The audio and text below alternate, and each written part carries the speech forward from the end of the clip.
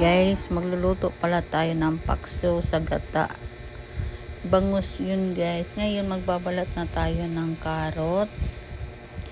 Tapos ayan, ilagay natin sa pressure cooker yung carrots. Tapos ayan, ilagay natin na yung bangus. I-layer lang natin guys. Konti lang yan guys. Sinubukan ko lang guys. Lagyan natin ng asin, paminta. Ayan, lagay na tayo ng suka. Tapos mantika guys.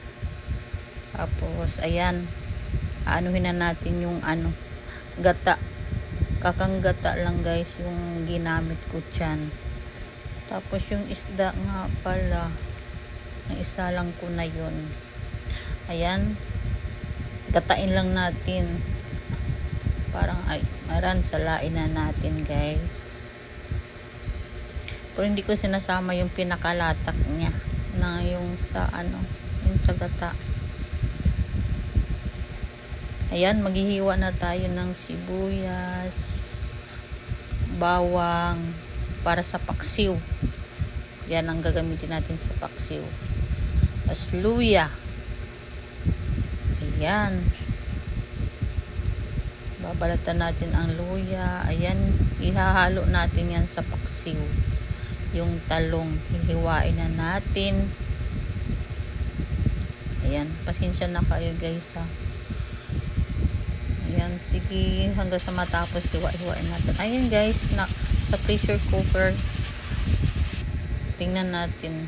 Ayan, luto na yung bangus. Malambot na yung guys, yung ating bangus. Kaya hindi siya naduro kasi nilagyan ko siya ng suka. Ayan, ipapaksiw na natin. Lagyan natin ng bawang, sili, luya, sibuyas. Tapos ngayon, timplahan na lang natin ng suka.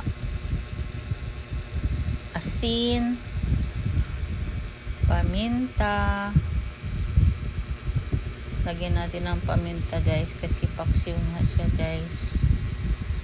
Ayan, lagyan na natin yung talong sa ibabaw. Pero napakuluan na yan guys ng suka. Yan, lagay lang natin lahat yung talong. Parang meron na tayong paksiw sa gata na bangus.